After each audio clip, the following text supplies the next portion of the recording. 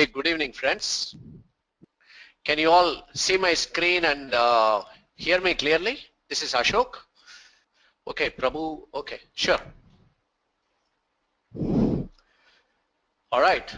So yeah, thank you so much. Thanks for the confirmation. Okay, my name is Ashok. So I will keep my introduction very short.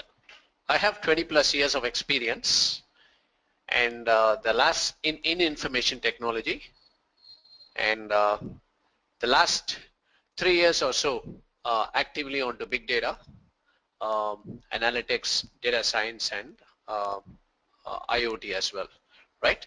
So this is me, and today I would like to spend the next hour spending time with you on this webinar.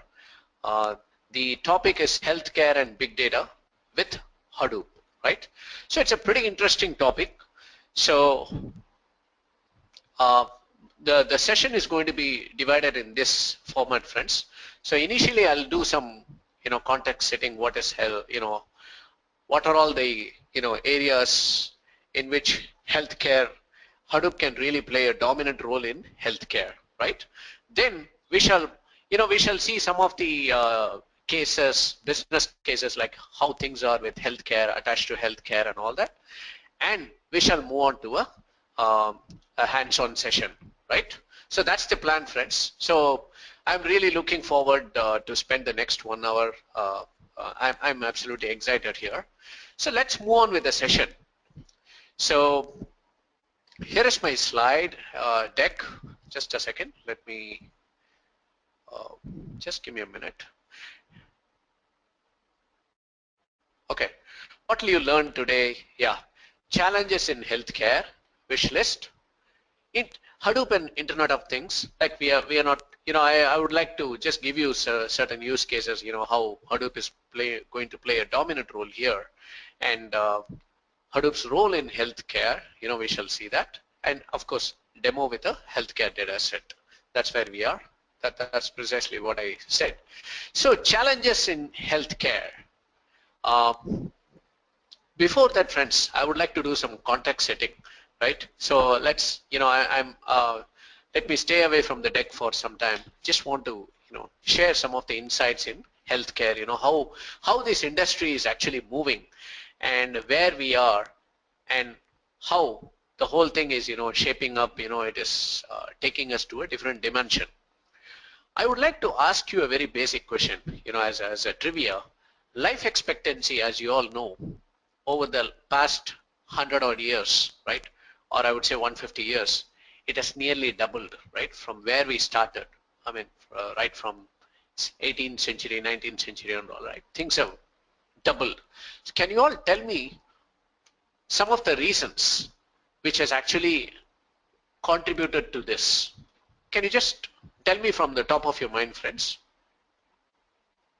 What are all the possible things? Development in medical science. Yeah, fantastic. Research outcome. Fantastic, yeah. Great things. Can you just detail it? Yeah, development, absolutely. I totally agree with you. Development in medical sciences, we have really come a very long way. So anything particular, anything specific you want to cite it? Preventive care, penicillin. Brilliant, Krish. Yeah, penicillin. Okay. So let me come to that. Yeah.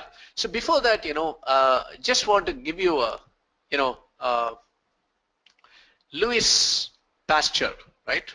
So, I mean, we are talking about pasteurization and all that. He came up with a vaccine for rabies and anthrax, right? He came up with that, right? And as Krish rightly mentioned, right? Penicillin. In fact, Alexander Fleming, the inventor of penicillin, right? So he actually witnessed deaths of thousands of soldiers. He actually witnessed the death during the World War, right?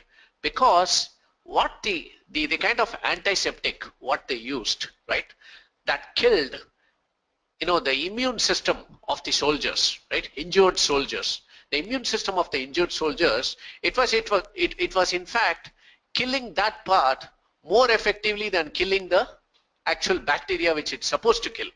and people are dying from, sepsis. They say that, right? Completely, the blood becomes impurified, and I don't want to go to that part, but I'm saying, so, and in 1928 was when penicillin was invented by Fleming. Had it been available during World War I, a lot of soldiers, it would have saved thousands of soldiers for sure, right?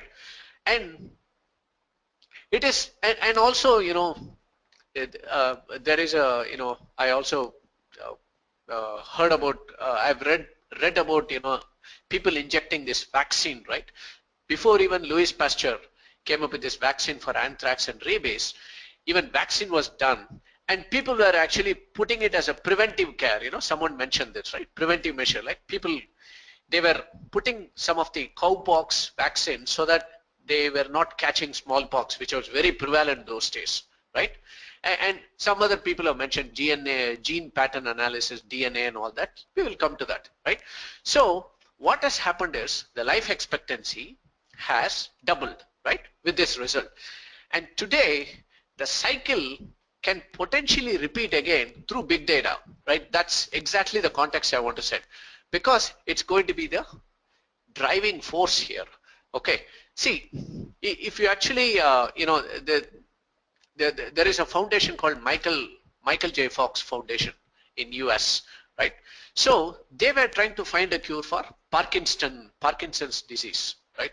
So that's like, it affects the nerve cells. You all know that, right? I think if you vaguely remember the Atlanta Olympics, Muhammad Ali came for the inauguration, right? He was one of the superstars, right? And you could see how he was struggling because, there is a, he was shaking all over, right? So it kind of affects the muscles, and you can feel the tremors, experiencing in that person, right? And it changes the speech. There is a speech impairment. There is a, the balance itself, there is an impairment right there, right? So all these things, it takes a toll on that person. And it's very, very complicated, right? There is no cure as we speak today, right? There is no cure for that. But there was, these guys, Michael J. Fox Foundation, they actually did a research, and they figured out one interesting thing. They used, for example, wearable technology, right? Uh, all those devices and all that. And they also used constant data monitoring and measuring the progression and all that. So their analysis actually suggested 1 out of 5 cases, right, were actually misdiagnosed, meaning 20% were misdiagnosed, and they didn't even have that disease, right? So how they did, because wearable technology, it is connected to the phone and connected to different platforms. If they can see a pattern, the person is walking with a particular gait and balance. If the person is like wobbling in a different way, they can quickly change the pattern. With any change in the pattern, right, it can be detected, and it can be also used to find an effective cure. So they came up with all these things. And how many people of us know Bill Clinton, right? He allocated close to 1 billion investment. Hello? Am I audible, friends? I heard some side conversations. Am I audible? Okay, awesome. All right. Oh, Krish, thanks about that. Yeah. So he allocated, the interesting part was Bill Clinton had allocated 1 billion investment, right? $1 billion for human genome. You know that, right? He was the president back in, even before 2000, right? I think 2000 was when, 99, 2000, that's when George Bush came into, he took up the presidency, right? So Clinton was actually ridiculed at that point. Lot of opposition, right? He was very harshly criticized for what he was, setting up a huge investment for human genome project, right? But he had the foresight, and today he's hailed as a, uh, thinker, or whatever you want to say, because it has become a $150 billion industry today, right? As we speak, it is a $150 billion industry. So someone mentioned genome, right? Gene pattern analysis, Kishore, right? So today, as things are happening, difficult challenges are there and choices are faced in healthcare industry, correct? So we are talking about hospital administrators, let's put it that way, and the drug providers, pharmaceuticals, right? And we have this researchers, we have the clinicians, right? They have to make uh, important decisions with fairly, good accuracy, right? With the data. So there is lots and lots of buzz which is happening around big data, right? To make the world a better place, right? And what can be the best thing, friends? Something which touches the humans, right? Which is the healthcare, right? So use of the big data in healthcare industry, that is the closest thing you can see, that can touch anything that touches human lives. That's going to be pretty important, right? So the other thing is, by doing this, it is reducing the overall cost overhead, right? Big data in the healthcare. We will see how and how it is done, and it helps to cure the diseases, improve the profits. From the financial operational side, it can also predict. Looking at the pattern and all that, you can predict epidemics, endemics, and all that, and also enhances the quality of life in humans, right? So um, most of these labs, research labs, whatever we heard about it, right? Hospitals and medical institutions, all these guys are leveraging big data analytics to reduce the overall cost, because they are changing the models of treatment delivery itself, right? Because things are happening at a very rapid pace. And again, just to give you some more insight onto the US healthcare, they actually generated about 150 billion gigabyte of data, right? Which is approximately, I would say, exabytes, right? 150 exabytes. You can imagine the kind of volume of data. It contained most of the regulatory requirements and compliance, patient care, all these things it contained. And the expenditure was like I would say it was a staggering 1.2 trillion dollars, right? So as per McKinsey, right, they are projecting that use of big data in healthcare can reduce the management expenses close by about $500 billion, right? This is their projection, right? So it basically, big data and healthcare, again, it originates from, I would say, large electronic health data sets, right? So now, most of the times, today, most of the data in healthcare, yeah, lots of healthcare, Krish says, are going to lose jobs. Possibly correct, Krish. But they will all be, I would say they will all go for an upskilling exercise. This is what I feel, right? So I was telling about, because the data sets are very difficult to manage with the conventional hardware and software and all those things, right? Whatever we have been using. So this has become a big data problem. It ought to be managed the way we manage the big data, correct? So big data analytics has come a long way. It is on the rise, okay?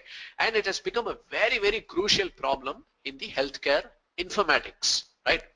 So most of the data today, right? I mean, US, I think they are gradually, they are definitely becoming more sophisticated, but still, I would say, most of the healthcare sector, even today, uh, leave alone US, other countries, and all these guys, most of the things are stored in um, printed form, right? So the recent trend is to move towards rapid digitization of this data. So friends, a very quick gut check with you. Am I audible now? Okay. Someone is saying, awesome. Thank you. Thanks for the confirmation. Okay. So people are working towards digitization. So it actually promises to become, the to support a diverse range of, I would say, healthcare functions, be it, health management, financial decision, any kind of surveillance on the disease, all these things. It is at a very, very nascent stage right now. They've started to dip their toe, but it will go a long way. And most of the countries, they have no choice than to adopt this, right? With 80% of the healthcare data being unstructured, right? Again, this is, note this point. It is unstructured. It is becoming a serious challenge for the healthcare industry to make sense of this data, right? And leverage it effectively for, medical research and treatment courses and all those things, right? It is becoming, it is a huge challenge to have, right? But it's an interesting problem, right?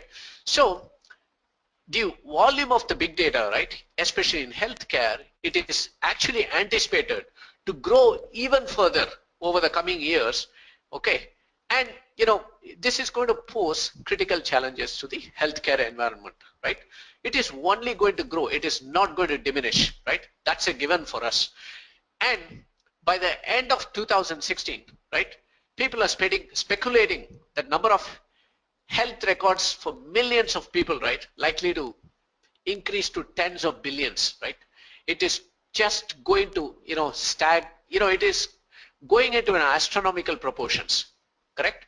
So the computing technology, whatever we have today, right, infrastructure should be able to render a cost efficient implementation, right? So we are looking at parallel data processing, right? And we are looking at storage, which is a very, very key aspect, right? And Hadoop does it beautifully. It provides the scale, right? It's very economical, right? It provides the scale for us, right? So we need billions and trillions of unstructured data sets, correct? We need storage for that. Then we need fault tolerance, right, for high availability. Fine. And Hadoop technology, right, as we all know, it actually, it just, it meets whatever things which we are looking to cover, right?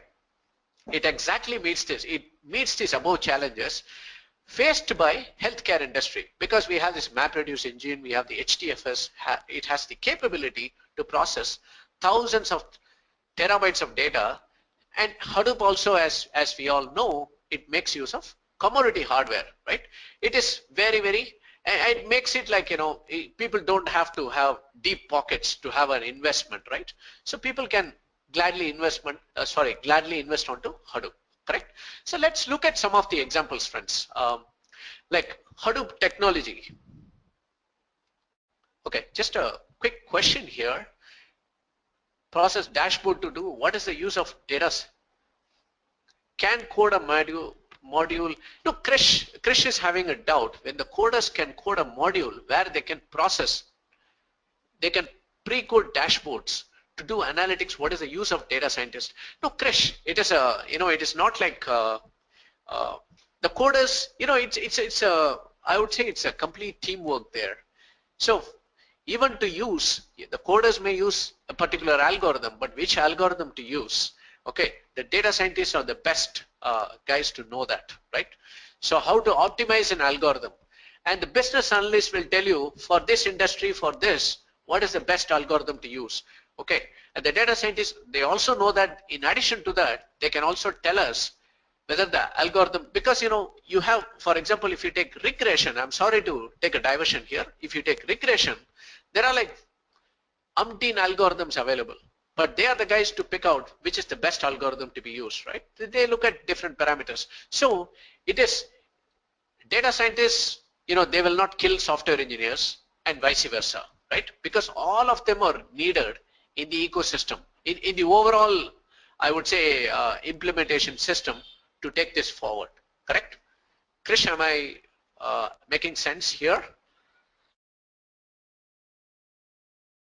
All right, thank you. Yeah, so let's, as I said, Hadoop nicely meets all these challenges, whatever we spoke about. So Hadoop technology, if you see that, right, especially in cancer treatment and genomics, right? Genomics, correct? So friends, can I take the questions towards the end? Maybe I will certainly take your questions. Is that fine, Nitish? He's asking business analyst data, because I thought, I'll go with the flow, finish this and come back to questions, Q&A. Is that fine with all of you? Okay, thank you so much. So if you look at cancer treatment and genomics, right, the industry reports again suggest there are, it's again astonishing, right? There are 3 billion pairs that constitute human DNA. They call it base pairs, right? It constitutes the human DNA. You will be very, very surprised to know the biggest reason why cancer has not been cured yet. I mean, can someone cite this, can someone take a guess and tell me, friends, why cancer is not being cured? I mean, it is curable, that's fine, but it is not like, something like a typhoid or something where we have nailed it, right? We have not nailed cancer. Can someone tell me why? Krish, okay, has some reasoning on that. Anybody else, friends? I just want to pick your brains and try to understand, because it's a very interesting thing and you will be surprised. Killing cancer, we could harm our normal cells. Vijay Krishna, that's a very common sense response. I like what you're saying, but you know, you're right. In a way, you're right. There is no single test to identify. They haven't decoded the genome of cancer, Krish. Okay. Complicated and ambiguous data, Suresh. Okay. Great points, friends. See, one thing is, see, the cancer cells, right? It actually mutates, right? It mutates in different patterns and reacts in different ways based on the genetic makeup of an individual. If you look at the, you know, every individual is different, right? Physiologically and all those things. Okay. So it is not, okay, cancer is cured by dead cells, caused by dead cells, so it is not cured. Okay. Yogesh is saying that. Okay, the genetic makeup of every individual is different. Okay, even the oncology researchers, what they have come up with, you know, in order to cure cancer, right? They say patients will need to be given a highly personalized treatment, right? Based on the type of the cancer and based on the genetic makeup of the individual, right? So it is, you know, you will be surprised, the given drug, most of the drug, the people who are lucky, right? They almost get a, you know, the right dosage of drug, right? And the cancer is cured. Okay, in those cases it is cured, but for the people who are not so lucky, you know, they get probably, you know, 40% effective or, you know, 50% effective, you know, those kind of things, because it is not, you know, because they are not able to identify what is the optimal dosage for an individual, right? It's a very tough theory. It's like, so, and looking at, you know, when you are talking about 3 billion pairs that constitute the DNA and all that, so we need a very, very power, even though we have the data and all that, we need technology that'll, you know, we are, you know, wishing, you know, we are definitely expecting a technological support, okay, that can do, you know, that can do the mapping of 3 billion pairs, right? DNA pairs. Okay, we can probably use MapReduce and all that, but it is like finding a needle in the haystack, right? It's a very, very tough call. Okay, so matching a particular drug to a, you know, a genetic profile can become a problem, can trigger a big problem, right? So because everybody's genome, right? Genome, it's about, you know, 1.5 gigabytes of data, right? And we are talking about massive data storage and you know, even focusing on, you know, 20 genes, right? So it is like, you know, 4 point, you know, I don't want to get to the math. I think I saw it. It is like, you know, 10 to the power of 67 combinations, right? 10 to the power of 67, correct? So that's huge, right? But today, with the advent of technology, with the advent of Hadoop and all that, so we are trying to look at a possible solution, right? Because there is a startup I know in Bangalore. I think they are already, you know, they've got the database and, you know, they have found a solution. Very, very lean team. They are making waves, okay, in the bioinformatics, right? So researchers are actually turning to Hadoop as a cost-effective, reliable platform for storing even the genomic data, right? And with other data sets like, you know, demographics, outcomes, trials, and all those things, so they can find out what can be the possible drug and what is the best treatment that can work for a group of patients or for individuals. Correct, friends? So it is very, very, you know, it's really, you know, I'm sure in the future it's going to be great, right? So friends, am I audible again? Because Ravindranath says I lost you.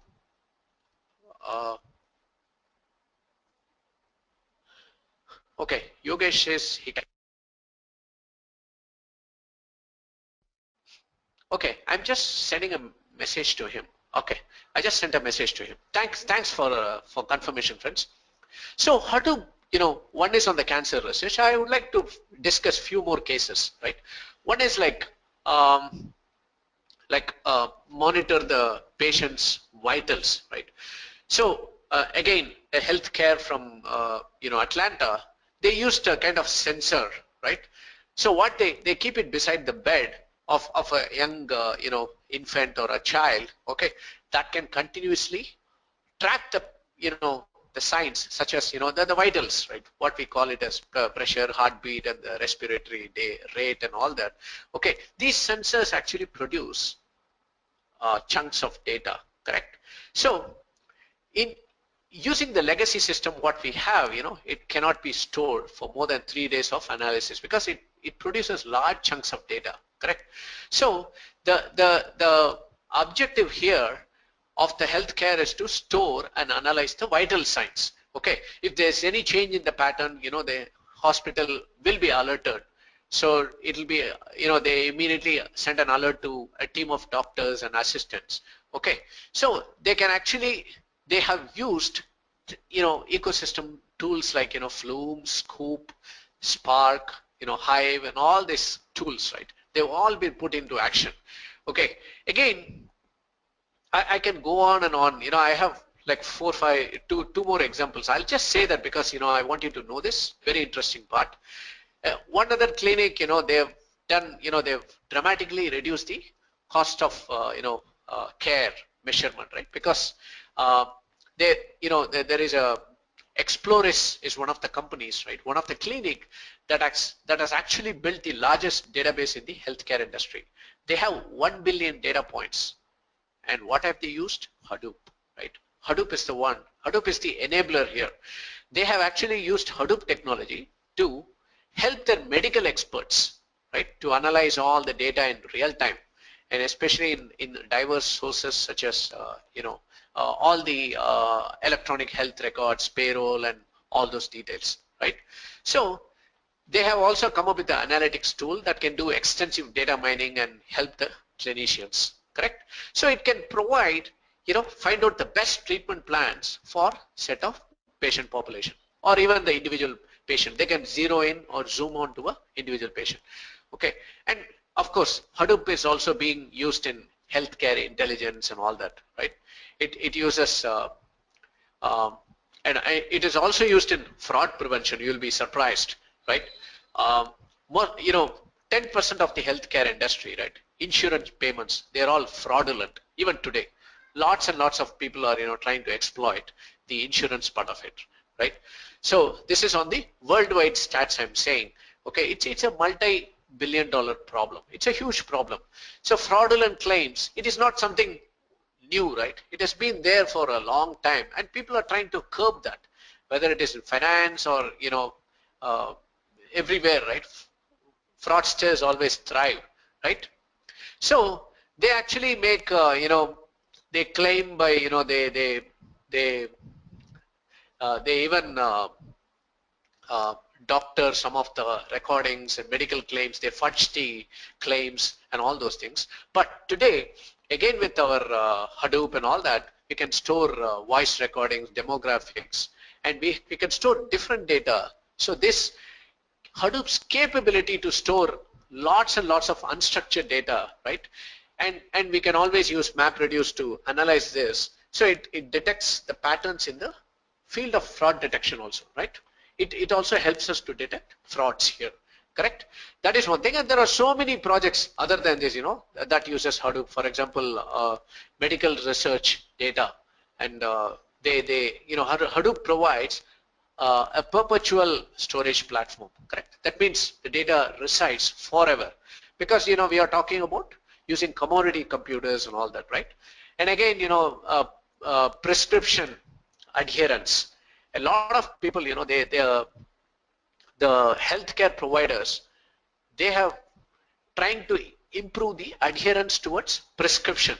The reason is they figured out that they are non-adherence. It costs the healthcare system about 300 billion annually, right? So now they are trying to fix that problem. So Hadoop can store that information, and they can put social media content. They tie it with social media content, and online reminders it can set it up, right? So they can even track the geolocations and all that, right? And it can direct the patients to the nearest pharmacy for a refill of any drugs, All these things can be automated. Okay, there is a question which I want to address. How frauds can be avoided? Okay, see, the thing is, friends, the we can, uh, uh, this is coming from Anshul. See, the point is, in Hadoop technology, right, insurance companies, how they have been successful is they have developed a lot of predictive models, right, to identify the fraudsters. What they do, they try to make use of the historical data as well as real-time data, right, of whether it is a medical claim or whether it is a wages, voice recordings, or call center, anything, call center notes. They look at various combinations and they can look at the pattern, right? They can look at the pattern. If somebody, who has this kind of coverage, right, they can identify if the pattern is, if there is an uptrend, dramatic uptrend or a downtrend. We can see that, it is probably, a potential fraud. You cannot straight away, you cannot generalize it's a fraud, but it can be a potential fraud, right? Is that fine, Anshul? Okay, sure. So we were talking about prescription adherence, and even, autism and all that, right? It affects like 1 in 100 children, right? Or people who are born with autistic nature, right? So this condition can actually be detected through behavior at 18 months itself, right?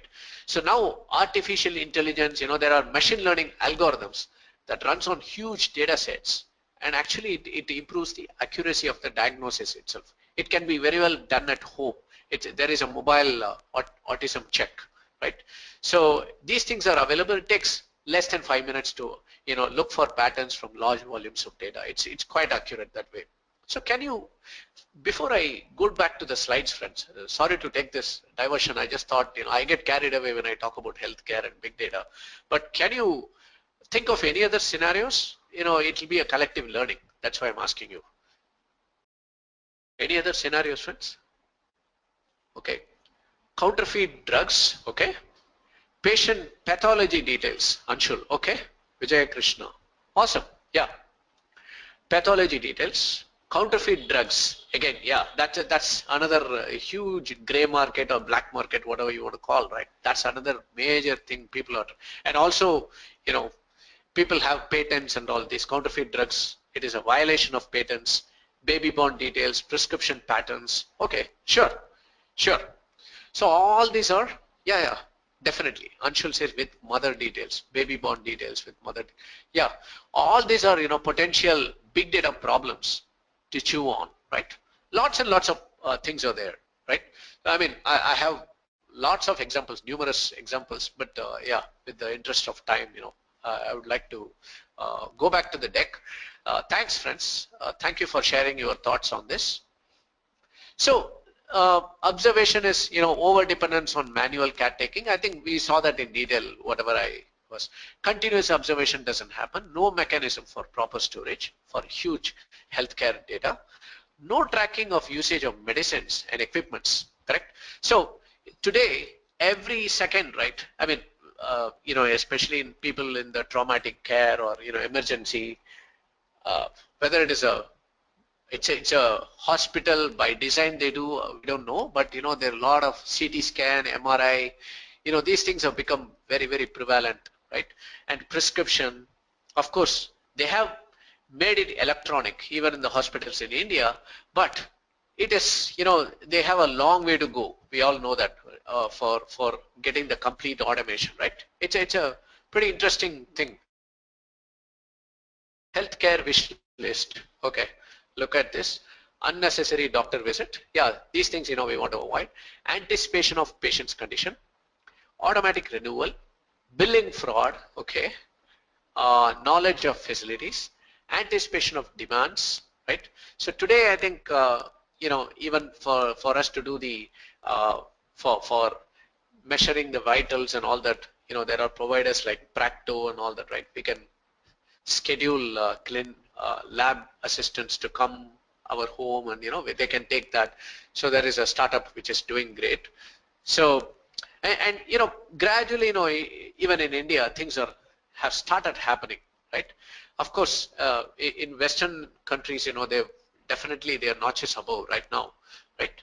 So all these things, I'm sure, automatic renewal, anticipation of demands, billing fraud, these things are all there to a large extent. Of course, anticipation of patient's condition, these things are, it is gradually evolving as we speak. Hadoop and IoT,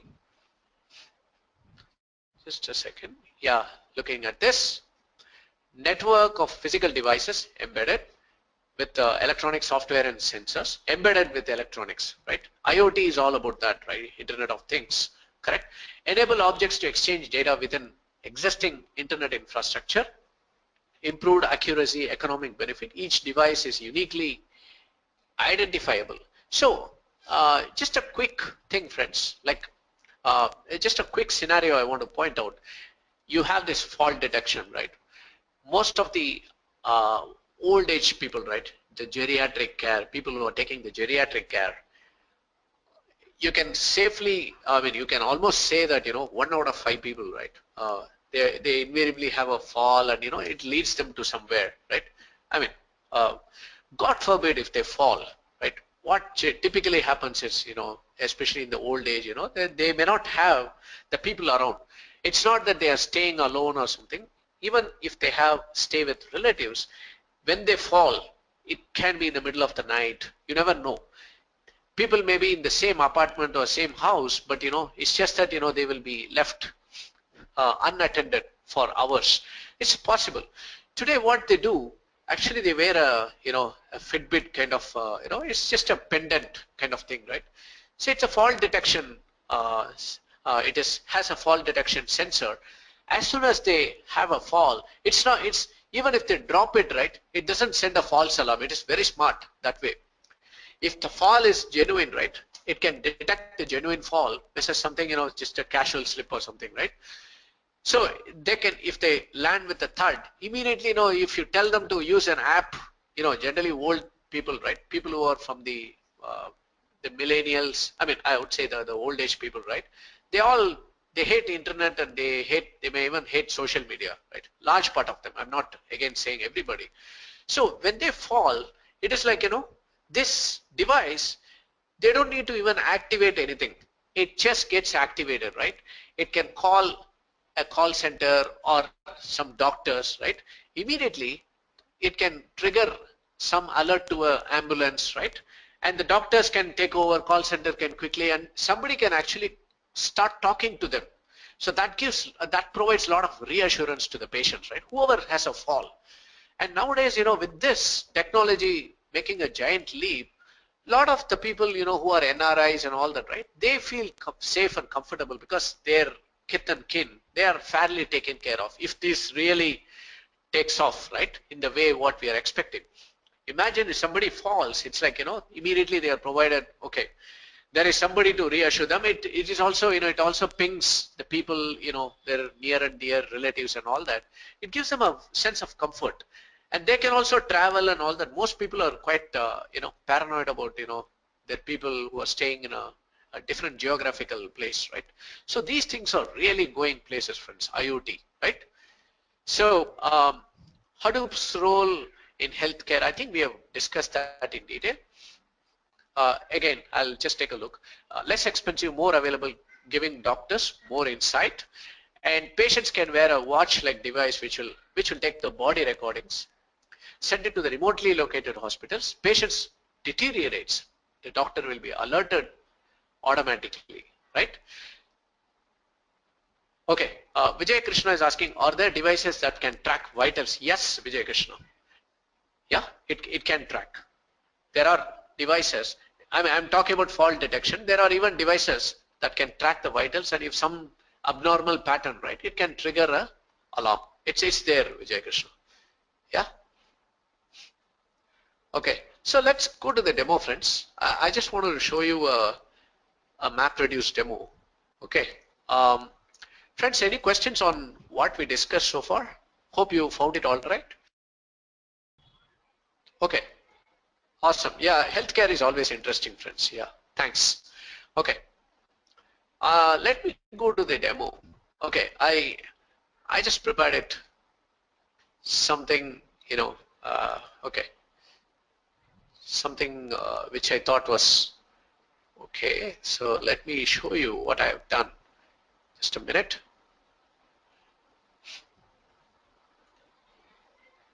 So this is what I, just want to show you quickly what I exactly did here. Um, just a minute, friends.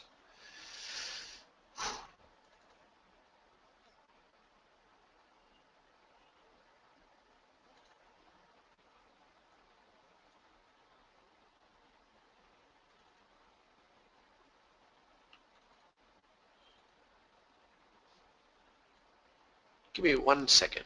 Yeah, I'll just do this right away. Sure. Um, Let me create a folder right here.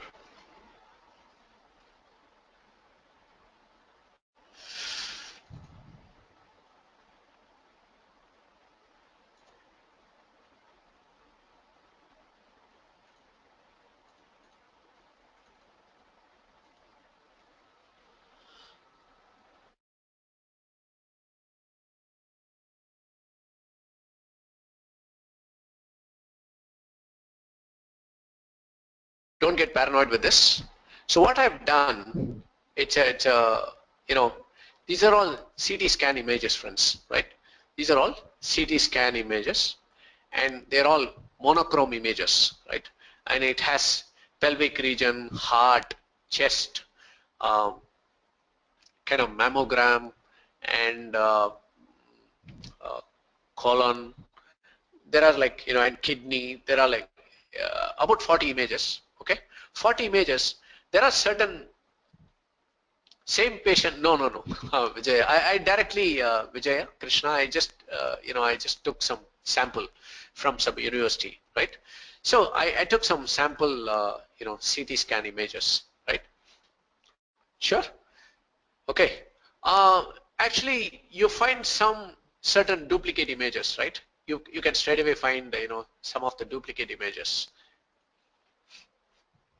Can you spot it, friends? What is your observation on this? If I were to ask you, there are about 40 images, right? What is your observation? Okay. Leave alone the duplicate. Yeah, there are certain duplicates. Yeah, I agree with that. What about any other observations? Can you spot it?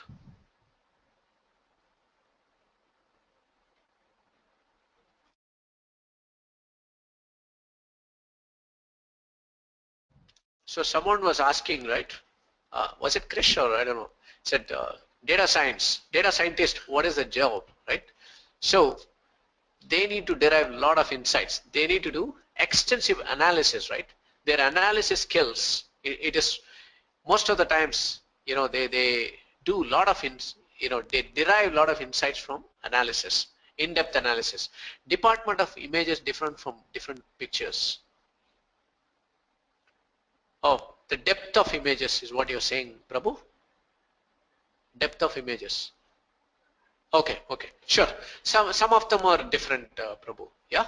So I randomly chose and picked, friends, right? And there are certain duplicates when I picked, right? So I really, some of them could look similar, but it may not be similar, right? Anshul says CT62 is not for human. Okay. Yeah, it looks something different. Yeah. Okay. Thanks, Anshul. Good observation. Yeah, I appreciate what you're saying. Okay. So this, okay, ignoring some of these images, predominantly, I would say most of them are, you know, different body parts of humans, right? So, and let's say that, I just want to flip the business problem here. If you have about, if you're looking at a very, very large hospital chain in United States. So even the one which I told in Atlanta, or some of, they have Mercy Care. So even those things are handling like 600 clinics just in Midwest alone, right? But I'm talking about a very large hospital chain, which is functional throughout, let's say a global healthcare, which has got tie-ups internationally, right? If that is the kind of thing, okay, you may have lots and lots of CT scan images, right? Lots and lots of CT scan images. Okay, if I need to tell you, okay, there are like 100 million images. Let me just give you an astronomical number so that it becomes a typical big data problem, right, friends? There are, there are like, if I were to say there are 100 million images available, right? Now, I want you to write a program that can eliminate the duplicate images, duplicate CT scan images. Correct, friends? That's precisely you need to do, which can eliminate the duplicates in 100 million from the 100 million images database. Does it sound like an interesting problem, friends? Okay. So what will be your approach? I just want to understand from your perspective, then I'll show you the solution, how we go about doing it. I'm sure many of you may have come from the information technology background and all that, right? Definitely from different background. Okay, Kiran is very, very quick off the blocks. New to Hadoop. Okay, huge number, create a dictionary with the images. They look the same, delete it. Okay, Chris says, compare the pixels. Okay. Kiran, what he said was, find the message digest. If same, remove the duplicates. Okay, that is a very sweet answer. Okay, is the audio coming, friends? Audio is fine. Okay. All right. So, friends, one thing, there are two steps to this solution. Correct? Same pixels or same images. Yogesh is saying images. Okay. See, there are friends. Okay. Thanks, Yogesh, and thanks for all the people who participated in this. In the question, whatever I asked. Thanks for throwing your solution here. See, the point is, um, I can, uh, there are two steps to this solution, right? One step could be to actually convert the images, whatever we have it as an image, right? I want to convert the image into a binary format, right? Into a binary format so that I can make some comparisons, correct? Of course, even for before I compare it, I need to use one of the hashing algorithms, right? So it is like I need to use the SHA algorithm, message digest, as one of you pointed out. Message digest, one of the message digest algorithms, which is fairly popular in the industry, right? I can use that algorithm to figure out, because if even if the names are different, types are different, types, of course, when I say type, JPEG and bitmap, it will be of complete different type, right? It will be of complete different type, so it cannot be same. Same type, same thing, we can, we can, even though the names are different and all that, with the kind of volume of data we are talking about, we can certainly figure out, we can identify the duplicates and get rid of the duplicates. That's precisely what we are going to do, friends, right? First thing, as I said, there are two parts to this solution. First thing is to convert everything into binary. Okay, let me go to the virtual machine, what I'm running. I'll show you how I'm doing it, friends.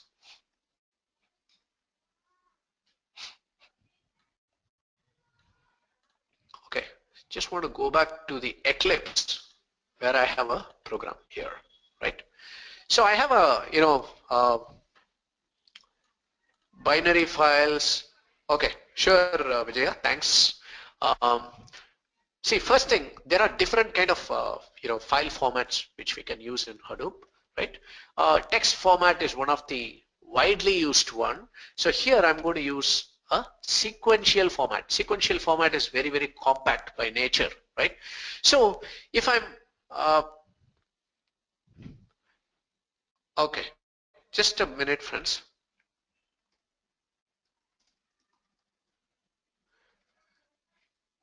Sign out 1 second.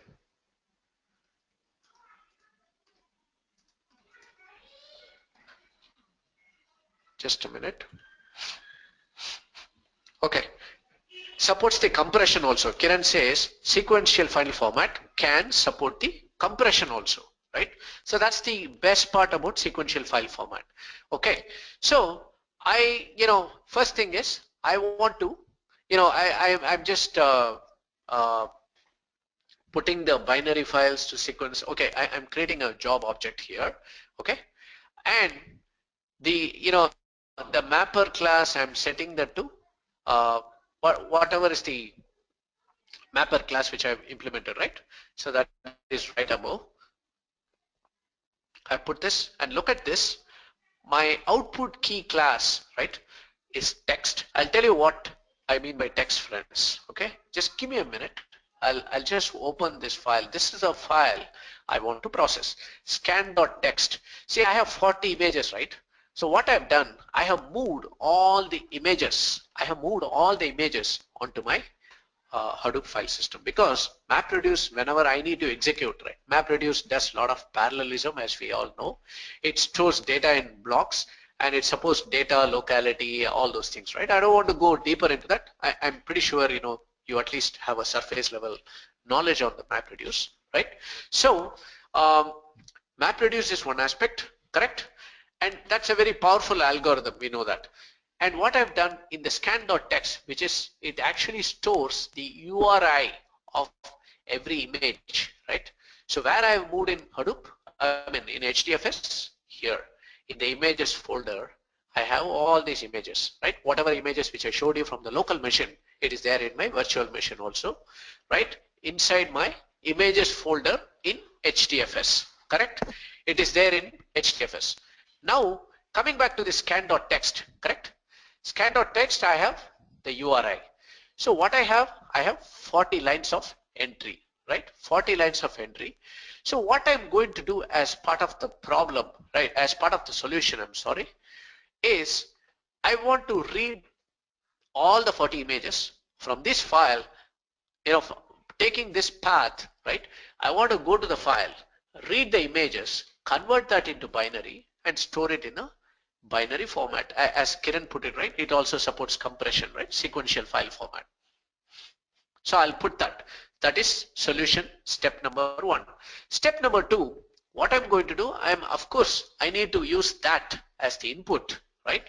Use that as the input and look, pick every image, the binary output, right? I want to convert into a kind of hexadecimal, right? Using the message digest algorithm. I'm using MD5 for that, okay? MD5 algorithm, okay? And the similar images will have the MD5, whatever output that comes out of that hexadecimal, that will be the same, correct? Then I know how to eliminate the duplicate ones. So when I eliminate, I don't physically eliminate because I'm symbolically eliminating from the from the list. So when I throw the output again, I write the output in this format. Okay. Okay, Anshul, the point is, MD5, it is a, okay, Anshul, I'll come to that. Okay, I'll come to that. So what I'm going to do, I am going to, when I eliminate, right? So I want to go back and write in this.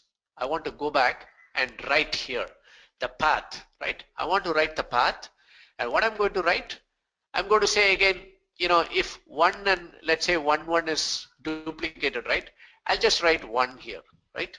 So with the result, I may have fewer than 40 lines here. I have 40 lines of details here, right? Information. So I may have fewer than that. So if I have like 20 plus or 30, whatever I'm supposed to have, thus I am eliminating the duplicates. Correct, friends? Is that clear? So shall I go ahead and do this? Anshul, your question will be answered. Anshul is asking, why need to convert? What if the duplicates are different size? Megapixels. Krish will come to that. Different binary codes. Yes. File 1 is 2 megapixel. File 1 again with 3 megapixel. Isn't that the same but will generate different binary codes? Duplicates are different size. different size, if the size itself is different, right, Krish? It is, for theory, yes, you can say that, but ideally, if I'm using a CT scan device, right, or MRI device, correct? All those things, they have a standard way of, whether it is monochrome or, something with color palette, they have a standard way of generating images. But if something, which is of the different pixel itself, right, I'm sure it will generate a different binary in that case, correct? So those things I'm not sure how, but it's highly unlikely to happen, Krish. Practically speaking, they will use a standard device, right? That's going to be like used across. Is that fine, Krish? Yeah. Okay. Yeah. Correct. So this is my path, as I said.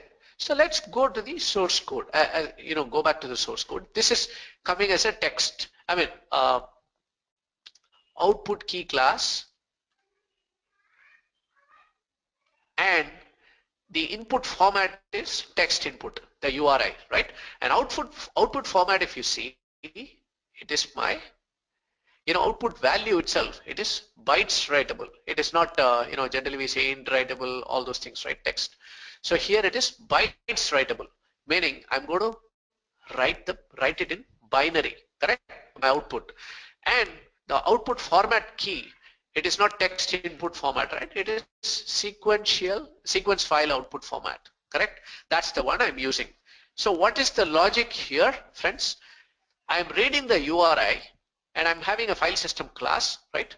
And I'm opening the file from the path from the HDFS, and I'm using the byte output stream, initializing it. Then I read this and context.write, I'm writing onto the context object, right? When I do the map reduce, I'm writing onto the context object. I mean, this is how I write it in key value pair, right? So what is the value here, friends? Can someone help me? What is the value is actually my key, right? The key, which is nothing but my URI, right? So I'm writing the URI, and what is this bytes writable bout dot 2 byte array, right? It's what I'm essentially doing is I am writing the array of bytes, right, which is the binary format of the image itself. The image is read here in this block and completely converted into binary. So I will be writing. So friends, I just want to, I'm very comfortable using a notepad. Just give me a minute. Okay. So what I'm writing is, let's say key will be something like this, correct? Will be something like this, cd.jpg, correct? And I have some garbled characters, right, which is all my binary. This is my key value pair, right, friends? Okay, this is how I do, the first step. Okay, so let me do the first step. Let me first build a jar file of this, right? Let me build a jar file, and I'll just show you right away. Okay, let's say scan.jar, right? This is what we have been talking. CT scan. Let me give it that way. Awesome. Finish this. Okay, done. So CT scan is my byte. It means to the same size.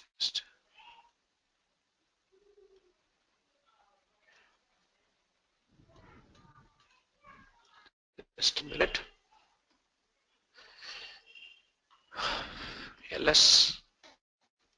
I have the ctscan.jar. So if I do Hadoop jar ctscan.jar, and if I want to give like the path scan.text, okay, that's the file which I want to process. And where do I want to put? Let me say scan. Okay, let me put it in scan. Okay, I'm sorry I didn't give the class name. Sorry about that.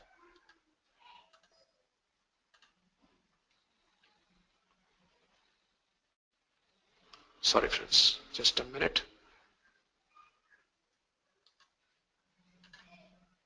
Okay, here you go. Okay, while it is doing, Kiran is saying, I think there is any byte difference, it means duplicate. Okay. Even if they are same image with different types of size. Types byte, yeah, that should be byte difference, Kiran, obviously, yes. File type, definitely, Kiran. I think bitmap is different, right? Bitmap is different from JPEG or GIF or PNG, or you have different file types. Even though it may be the same thing, same image, but if they are coming from different file formats, right, the binary will be different. So going back to this,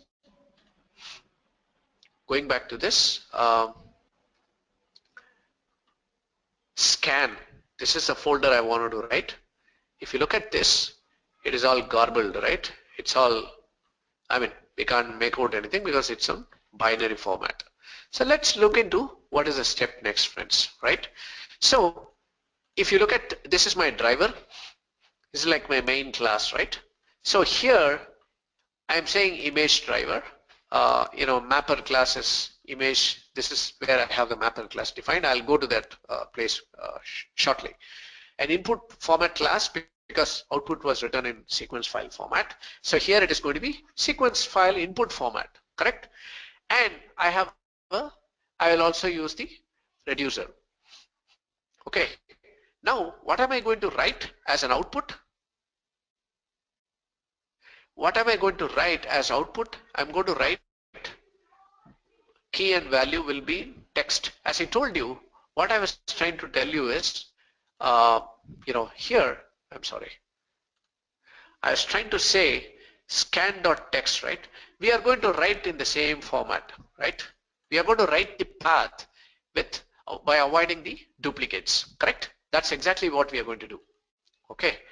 So I'm saying, okay, this is what I'm going to do, right? Output key and value, but input, it is going to take the binary and figure out the duplicates. So let's see how we are going to figure out the duplicates, right? So let's go to the mapper.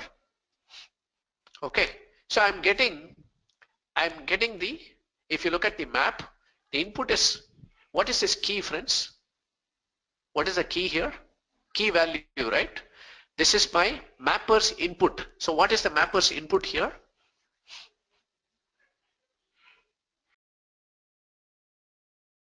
So friends, any guesses here?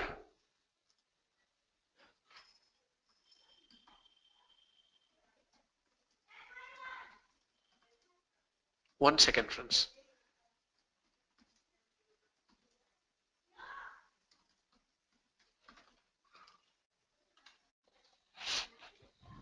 Okay, so the key is actually, okay, okay, yeah, sorry Krish, I think my kids, yeah, sorry about that.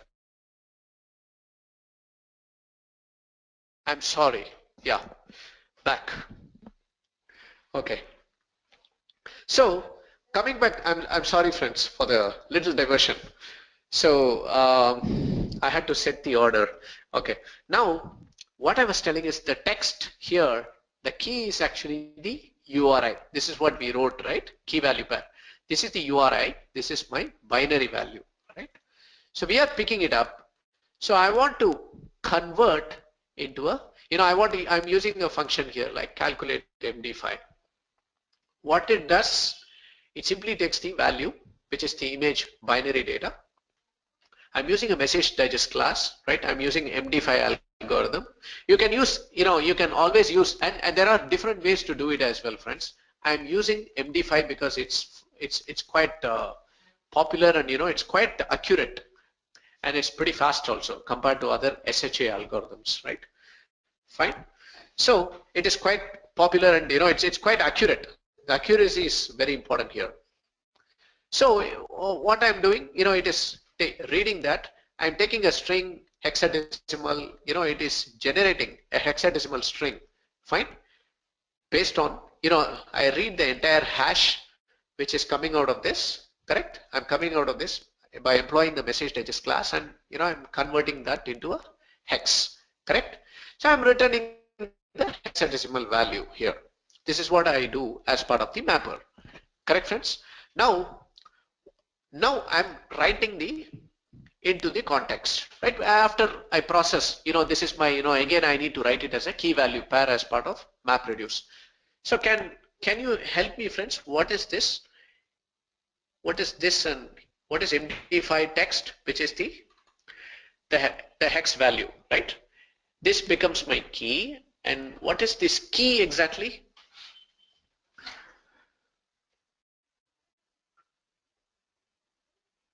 URI, exactly, right? It is the URI. So what I'm going to see, I'm writing. See, this is my binary value, right? This was my first step, correct? This was my first step.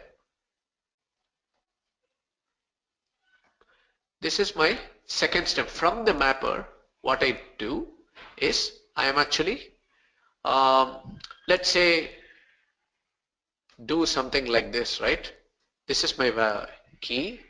My value is images cd1.jpg, right? And if I do, what is the step, friends? Just wanted to ask you this. What is the step that happens just before the reducer is called? What is the step between the mapper and the reducer? In fact, that step is closely associated with reducer. Shuffling, correct? Shuffling. So, I'm sorry. Lucky I didn't close it. Okay. So if I have something like this, right? If I have something like this, just 3, let's say these 4 are sorting and shuffling, correct? If these 4 are similar, correct? Let's say these things are similar images, I will have the same hex value. What we figured out, right? Through message digest class, I'll have the same hex value, correct? So I'll have the same value. Now, if I want to do this, if sorting and shuffling, what it will do, I'm going to, this is my key, right? So this is going to take the key like this and prepare list of values, right? So it will technically put it this way: cd1.jpg, correct? And let's say if these things are similar,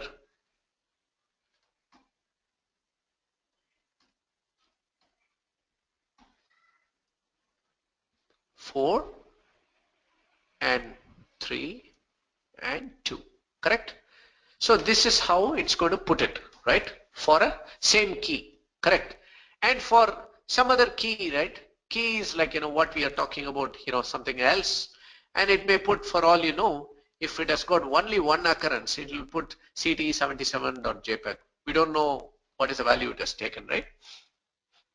So it can put different images like this. If the key is same, as I told you, the key becomes the same if we take it to the binary and create a hashing value, right? If we use this value, right, it is going to be identical. And you may ask me, hey, why do I need to use message digest? I can even do it some other SHA algorithm, or there is a binary way, or I can even physically eliminate these diagrams also. There are numerous ways, friends. I'm not disputing that aspect, right? I'm not even getting there. All I'm saying is this way it can be of any scale. It can be like 100 million images or 1 billion images, right? I can effectively address my problem of eliminating this, right? Eliminating the duplicates, correct friends? Now let's see how we are going to eliminate this, right? Now let's look at the reducer. The mapper part we are very clear. The sorting and shuffling, until this part we are clear, right? Let's see what the reducer we need to do. So the reducer, as you all know, we take the duplicate. The reduction does a kind of aggregation or consolidation. So what it does, it takes, for every unique key, it processes the reducer, correct? We all know this. So friends, just a quick question. For this key, how many times the reducer should run in the loop? because it will iterate through the loop, right, for the list of values what it has. For this, how many times the loop will get executed? 4 times, correct? 4 times, absolutely. How about this, the second one? Just once, correct? Is that correct, friends? Because by default, it doesn't have any, I mean, this image, when we converted the binary, message digest and all that, it doesn't have a duplicate. That's why it has got only one occurrence, right? But here, it has got multiple occurrences because, sorting and shuffling will ensure that it identifies the unique key, and before it sends down to the reducer, it has to make sure that it slices, I mean it groups everything, right? It prepares an array list so that it is sent nicely to the reducer. It will not be sending duplicate keys to the reducer, correct?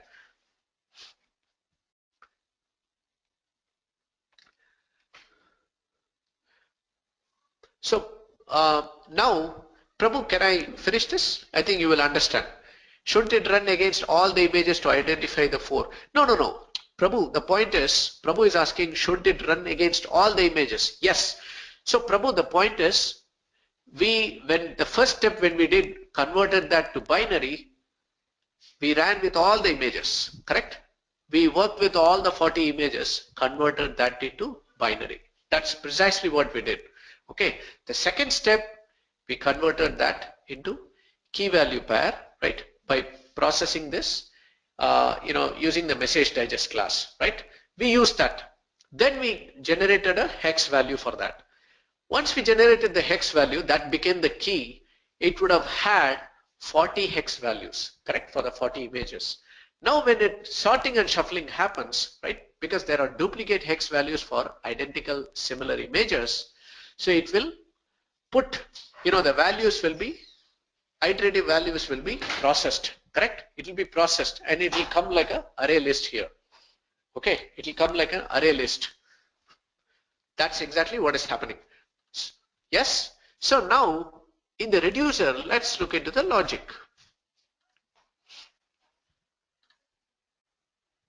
If you look at the logic here, we have to process iterable values here. Okay? So what we are doing, the simple way to eliminate the duplicates here, we are having a local variable here. So what I'm saying, I'm assigning the path, the image path to the file path. File path is the one which is going to have list of values. The first time I'm taking it, then I break out of the loop. If I need to do 4 times, I just say break. So it's going to process it only once for every key. If it is only one also, it will break, correct? Even if it is like 10 duplicates, it will break so that only one is taken. So what am I writing finally onto my context object, which becomes my eventual output in the HDFS, right? My image file path, which is the URI, correct? The key is, what we got the hex key, right? It doesn't matter. I can write anything onto my value. My key thing is I met the objective by writing the image file path, which is going to, uh, it's a pruned list from eliminating the duplicates from the input scan.text, whatever we got it, right? So friends, are you clear with what I've explained so far? Let me execute this while I can address some questions here. So I have the same jar file which I can very well use. The only thing is I'm going to change the class to image driver here. Last thing not clear. I'll come to that, Vijay Krishna. Let me just explain the, just a second. Okay.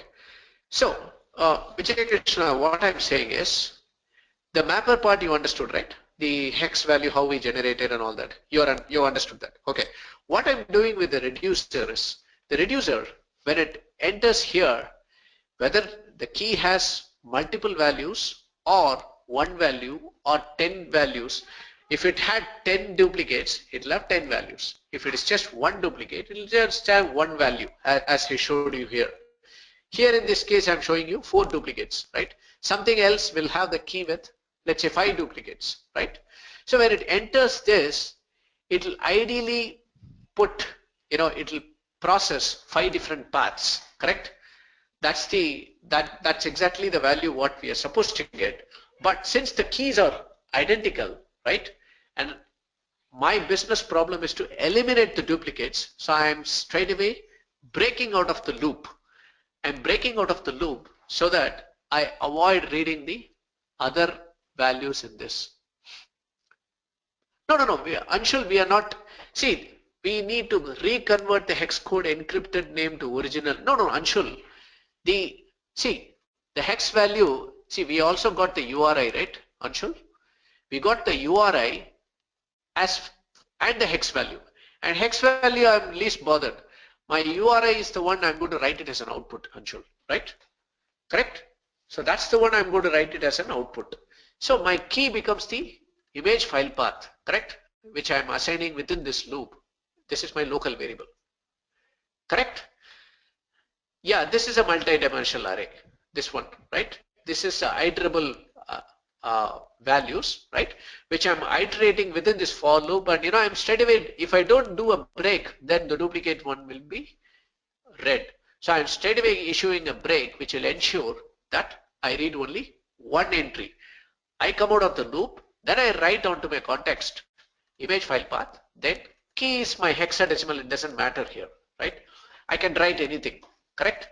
So let me just show you how I am executing. What should be my input, friends, here?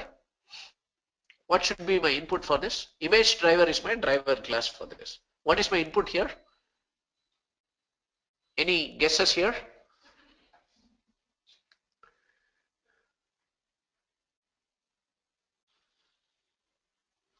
You guys are eerily quiet. What is that? Should this be scan? The folder, right? Am I correct, friends? Because this is where I'm going to read the machine generated format, right? The binary format, correct, friends? This is the form. This is the place I'm going to read this file. This is my input. Is that clear? Okay. Yes. Thanks for confirmation. So I will say scan. Let me say final, right? This is my final output, right? So let me look into this. I'm creating a folder, a final. Within the final, my output will be written, and that will contain the pruned list, which would have eliminated the duplicates from the the list of path, whatever we are stating, right? That should have effectively eliminated that. So if I go back, I mean, it is successful. It says success. Yeah. Let me go here and just refresh this. I have a final directory as we put it. Within this, there is a, if you look at the number of lines here, 3, 4, I mean, can someone help? Okay, this is the value which we generated, friends. We are not worried about this, but all I'm saying is, this is a path I want to achieve, right? This is a path. So if I look at the number of lines, 5, 6, 7, 8, 9, 10, 11, 12, 13, 14, 15, 16, 17, 18, 19, 20, 21, 22, 23, right? It's about, I would say 23 lines are there. We have effectively eliminated 17 images, right? There are certain images that are not there anymore, right? Like, okay, so we have eliminated 17 images which are duplicates of one of those images, correct? Correct, friends? Okay, so friends, I'm pretty much done here. I'm done otherwise. I think again, I'm sorry I took 20 minutes extra time. So yeah, I got carried away initially. So hope you enjoyed this webinar. You have any questions which I can take now? Maybe I'll take like a few questions, friends, so that we can get it closed. What is the basic difference between, Nitish is asking, okay, Nitish, thanks for being patient here. I think you asked this question. Business analyst and data analyst. I think I would say a data analyst who, they are actually primarily, they are very technical guys, right? So they try to analyze the data in, a business analyst is more a specialized, you know, uh, uh, it's a specialized job because they are well versed in a particular domain. Okay, they are well versed in a particular domain generally. Okay, and they are quite what to say. If somebody who has been hardcore insurance guy, right? So they will actually be excelling in insurance. They know in and out of insurance domain. So they come from extensive experience from a domain, right? So those guys are pretty good. So and they also know to analyze, the data within their domain. So if you give them something, a financial or retail to a guy who is doing, who has been in healthcare, he will be a flop, right? So business analysts are, it's a very specialized job catering to a particular domain. Whereas, data analysts, they are like, I would say they are more, they just analyze the data and generally, they may work for data scientists. They may work under them. That's what that's how I would put it. Micro level data analysis, macro level business analysis. Yeah, exactly, Kumar Sami. Greatly articulated. Yeah, thank you. For BA, patient is a record. For DA, the patient record field is important. Wow, good, Prabhu. Yeah, very good, very good. Looks like Hadoop is more of programming. Any prerequisites needed for this? No, Sundar, it's not like that. In fact, I used Java to showcase what I wanted to show you, but there are other, ecosystem tools like, you can use even Python and you can use Pig, Hive and all those things. You don't need to require, these kind of programming skills, but you can certainly, you can learn that. All you need to have is some analytical bent of mind that can help you to, solve these things. Okay, so people are asking, can you share this demo project? Okay, friends, you can check with the Edureka support, and I'm sure they can, help you with this. I can work with them so that you can get this right. Linux is mandatory for Hadoop. Uh, Not exactly. In fact, Java is mandatory, but Hadoop can run even in Windows, and Linux is one of the preferred platforms where it runs. Correct? It's one of the de facto platforms it runs, and it can run in various distros of Linux, Unix, and all that. Right? Is Ant replacement for MapReduce Java program? I'm not quite sure, Anshul. So I wish I had known the answer, but I, I probably don't think so, but I'm not quite sure about this. Oh, is any replacement? Okay, I'm sorry. I read it as Ant. So Ant is a script, I know, right? Okay, okay, if that is the case. Yeah, Krish has already answered. Spark.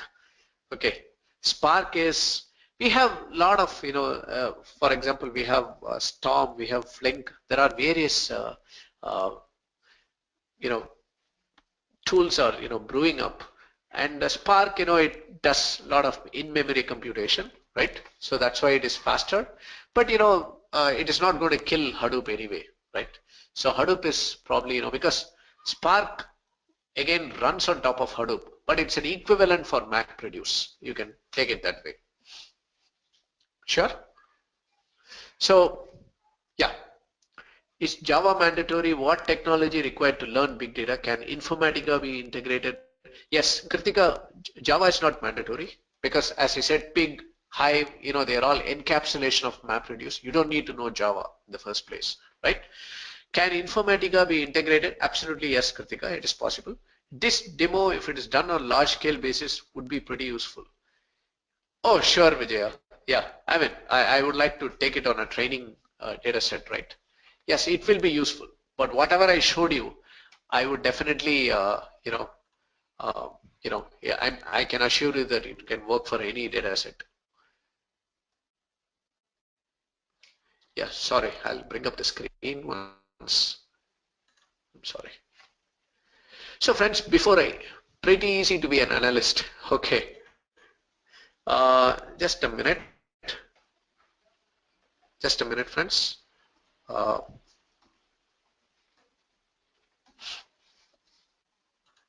what exactly did we analyze? Did we analyze in this map reduce? We only eliminated the, yeah. See, analysis of images, right? You can do, see, analysis is, it's, we eliminated the duplicate images, after analyzing, right, those values and all those. So I can put it that way, Vikram, right? So any analysis leads you to a conclusive step, right? Some decision. So that's precisely what we are talking about. Course details, friends, I think, is there a way to read on image or PDF? Read on image or PDF? Anshul, it is possible. You can do images, you can do PDF, you can read any kind of files in Hadoop. You can throw anything, it can take it. So get certified, I just thought I'll show you this. Okay, this is there for your information. Okay, you have batch starts. What are the content? Okay, so what are the what needs to be installed?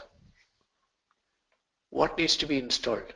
So Kritika and other class members, right? You can, if you want to install Hadoop on your own, you can very well do that. If you want to set up the cluster on your own, you can very well do that. See, because it's open source, right? Everything is possible, correct? Everything is possible.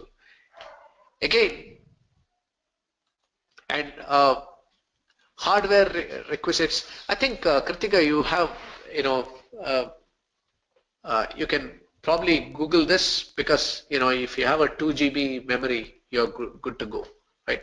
A simple computer, you can do it in laptop itself. You can set it up, right? It's possible, but you can look for the precise hardware requirements, that you can do that, right? So friends, thank you again. I think I'm crossing the clock big time now, right? Thank you again. And I really want one final request from you. So please provide your feedback and your thoughts, because the feedback has really helped us in a very long way from where we started and where we are today, right? So thank you so much. Thanks for being very patient, and thanks for being very inquisitive. Thank you so much, right? And I really request your feedback, friends. Thank you. Thank you again.